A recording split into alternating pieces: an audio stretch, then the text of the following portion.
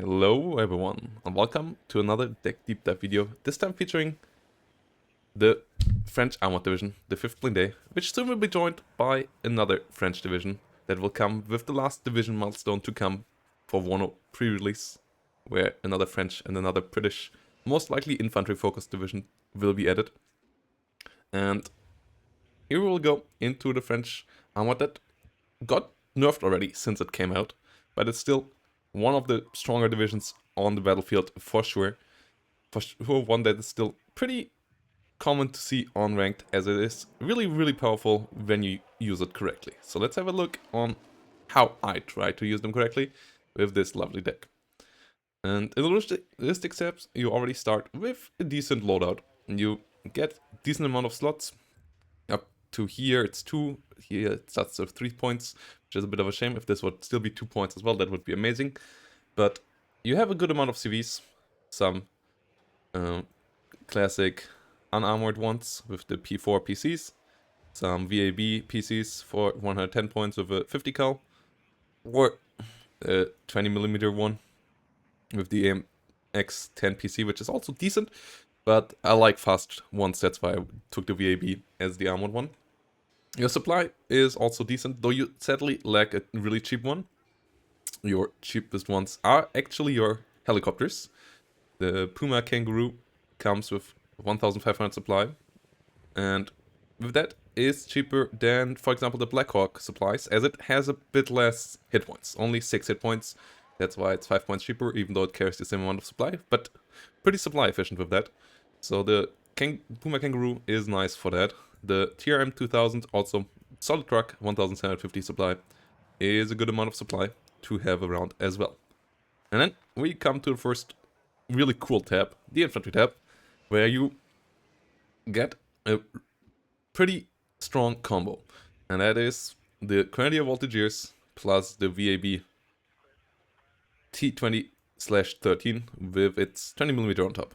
It now costs 30 points, and the Grenadier Voltigeurs cost 50 points now as well, instead of 45 points before, but they're still pretty nice. 10 hit points and an amazing anti-tank rocket launcher make them pretty helpful against everything vehicle and tanky enough to take normal infantry fights as well. And as support against infantry, or so you get the VAB T2013, which is also really fast, both off-road and on the road, and can also be used for CV sniping behind the lines or stuff like this. And all of this for 30 points is quite nice. Like, if the enemy only has unarmed CVs behind their lines, driving one of these around, kill them is quite effective. Or killing off trucks behind the enemy lines on supply roads can be done with this one as well. And all of that for 30 points. Obviously, it doesn't see stuff, so you have to get it close to the road to actually see the transports. But other than that, it is quite good. And in forests together with the infantry, it can absolutely wreck as well. Reservists are your cheap spam infantry. You have other options in that regard as well. You can take the Privat, you can take the escort PCs. These could also come then in a AMX10P for 35 points, which could also be an interesting combo. I take the Reservists, as they got 5 points cheaper, and now for 25 points you got 10 hit points infantry that has a medium machine gun, that has some submachine guns as well, so they have some damage output for 25 point unit. And I kind of like them.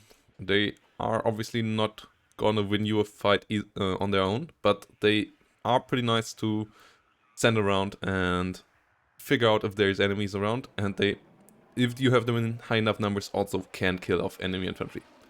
For better killing of enemy infantry though, you have the Suppressed Flames, which together with Reservists can clean forests pretty well, or if you have them together with kind of Voltigeurs and forests, also can work against enemy infantry vehicle combos pretty well, with the Suppressed being there for the anti-infantry, as flamethrower units by now have been made pretty effective since the aim time of them has been reduced.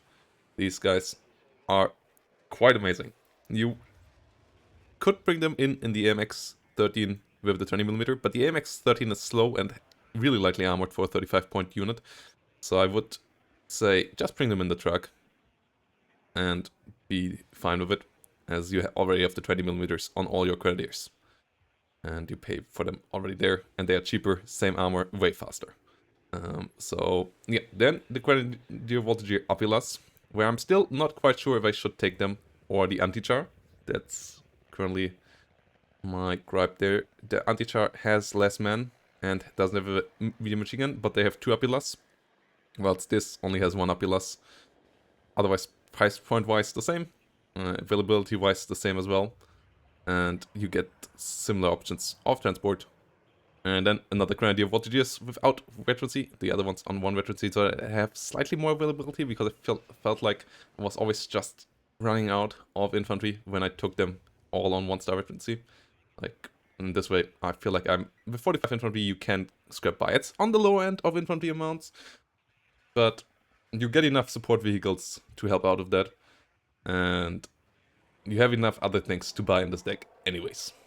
For example, artillery, where we get the pretty good AMX of 1, reduced by availability by 1, so you only get 2 cards of them, but they are pretty cost efficient long-range artillery for 220 points. They really hit hard.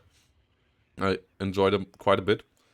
And then you also get 120mm mortars, which are pretty powerful as well. I bring them in the VAB so that I can reposition them quickly, because on their own, these mortar units are not fast enough to get from A to B quickly.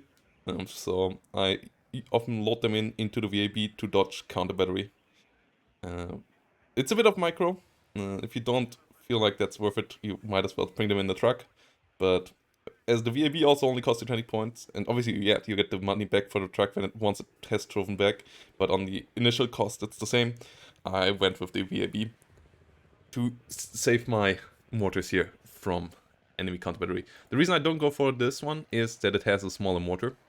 Otherwise, it only costs 10 points more in comparison, and it comes with more ammo, but the difference between 82 and 120mm mortars, I feel, is pretty significant. The 120mm mortars deal a big amount more damage and also are way more accurate thanks to having more range. So I feel like the VAB PM81 is not quite worthwhile. Tank-wise, you get obviously a lot of AMX 30s, as we went over. And here I go with also the Mephisto, as these are pretty good ATGMs. The Hot 2 is really nice. So that's a big advantage over the British MIs, that you have a good ATGM vehicle. 2600 meter range, decent classic max range for NATO ATGMs, and the 65% accuracy is on par with, like, this thing is nearly on par with the TOW 2, only 1 less penetration, which makes a difference, but still 24 penetration is still really, really good. One shots a lot of things and does a good amount of damage to even heavy tanks. So I really enjoy the Mephisto, as they're also somewhat affordable for really fast transport unit, or like redeployable unit. And having them behind your AMX 30 line can help out in big fights as well. For your cheap ATGM, 35 points for the Milan carriers. I don't think you can say no to this. This is just so good. You can spam them with your tanks, you can use them for ambushes, you can have a big plop of them behind your infantry or so. These are just so versatile, and 35 points is basically nothing. You can nearly buy the whole card in one take, so it's really powerful. And then the different AMX 30 versions, all nice. The AMX 30B currently really cost efficient, 95 points for really good penetration on long range. That doesn't get better as it has heat rounds, but base accuracy is solid. And the armor on the AMX 30s is not amazing, but it's decent enough that you don't get one-shotted usually, which is really helpful. Rate of fire also good because it's a 105mm gun, so in that regard they're also nice. And then the AMX 30B2 also have a nice availability curve, so I wet them. And the AMX Prentice, you sadly only get 1 card, but I feel like they are worthwhile for the extra performance compared to the B2, as the extra frontline side armor, especially the frontline armor, means that they can be put into some places where the B2 feels a bit too vulnerable. So having the variety there is nice. And here also I get the classic 2 more CVs, so I'm up to 9 CVs in this deck. And the 2 MX CV is also one that is somewhat affordable, so I like that about it as well. And then in the Recon tab, we have one of the main reasons why this deck is so good, the AMX 10s. They still got nerfed, but they're still really good. I upvet the Suppliant now, as you only lose one availability, and I feel like great accuracy on these is super key, as if they can get the first shot and hit with it, they usually easily get the kill on the enemy. They often survive one hit by the enemy as well, and so high accuracy is important that they get the first hit with the first shot, especially if you use them, and you often use them in pairs, so yeah, having an uneven number I feel like it's not worthwhile either. I usually use them in the MX-10s in groups of 2s or groups of 4s to try to get into good positions and hunt down the enemy. Yeah, some people use them for sneaking behind enemy lines on individually. That's also a good option. But with 2 of them, you can one-shot all medium tanks out there if you get the hits. So that is quite nice. And that's why I've read the Suppliant. The normal AMX doesn't have this great availability curve. So I keep them on the trained level.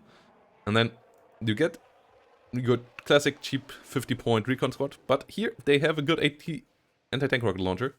The ARC, really nice with its 850 meter, 60% accuracy. Really one of the main reasons why this infantry in general is so good. That is your classic anti-tank rocket launcher that has such a good range and such good accuracy. With decent penetration. Can one-shot all unarmored stuff. One or 2 shots a lot of the lightly armored stuff as well. So pretty powerful there. And the Razid is just your exceptional optics. Since the buff to exceptional optics, I feel like you always want an exceptional optics unit in your deck, and the Razid is the version of this in this deck. So yeah, this is the way to go in my eyes. Using the real A50 cal here as my transport, as this gives you another recon unit, and the Alouette got nerfed, or like fixed.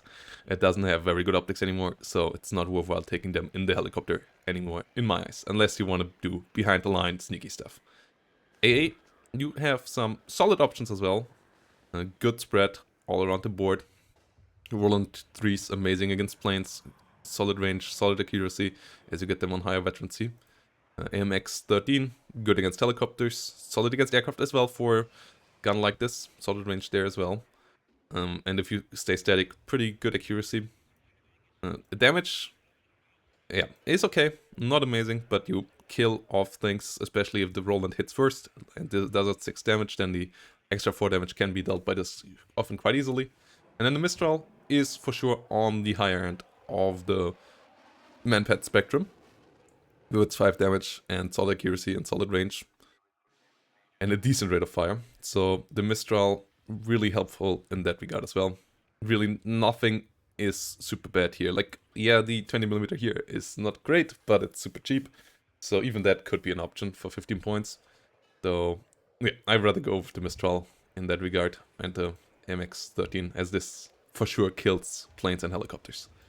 Helicopter-wise, hot 2s, because I feel like for 10 points, the difference in accuracy is super important, and the difference in penetration is quite nice. And these are 1-cost slots, so that's why I fill them. And then air tap. I'm still a bit experimental around here. Currently using 6 fighters, 3 Mirage, 3 E's, 3 Mirage F1C200, and then 1 HE and 1 cluster. The seed plane here, even though it's really cheap with only 1 missile, feels and pretty bad accuracy, doesn't feel worthwhile. The ATGM one was something else I tested. Feels decent. The Napalm one was really strong when this was underpriced, but they fixed the price for it, so don't know, not the biggest fan of Napalm. And yeah, the Jaguar ATGM, you already have the cluster and enough anti-tank in my eyes that you might not need it, but it was sometimes pretty helpful. So yeah, I feel like maybe more fighters is better to kill off helicopters, to win the air war as well. So yeah, that's why I went with 6 fighters for now. But might be changing back to the HGM. That's it. This is the deck. You really want your infantry combo. You can have a lot of behind the lines sneaks with the fast units you have, the AMX stands, the VAB 20 millimeters. Your artillery is all you need in an artillery tab. Your tank tab obviously lacks the armor, but you can kill off everything basically out there with the Mephisto, especially as a really nice ATGM vehicle as a support. And you have a nice, lovely logistic tab as well, like all decent here. You need to be a bit careful with the amount of supplies you get, especially if you lose one or two of these supply cards. It gets pretty painful. Then you have to be a bit lower on your artillery spam for sure. But yeah, recon temp also great. The anti-tank rocket launcher is just making everything around your infantry a pretty scary zone for enemy vehicles, and that is really, really strong. The zoning potential of both the Apilas and the LRAC is just really, really strong. And having a good support, like Pioneer unit with it, Suppress Flam, is helping out a lot as well. That's it. I hope you enjoyed this deck. I hope you will have a lot of fun of it if you test it out as well. Let me know what you think is currently the strongest deck in Warno down below. I feel like 82nd is still the king, but this here comes pretty close. And I hope to see you in the next one. Maybe already with the next milestone. We'll see how long it takes with that. And see you all. Bye bye. And have a great day. Thanks for watching.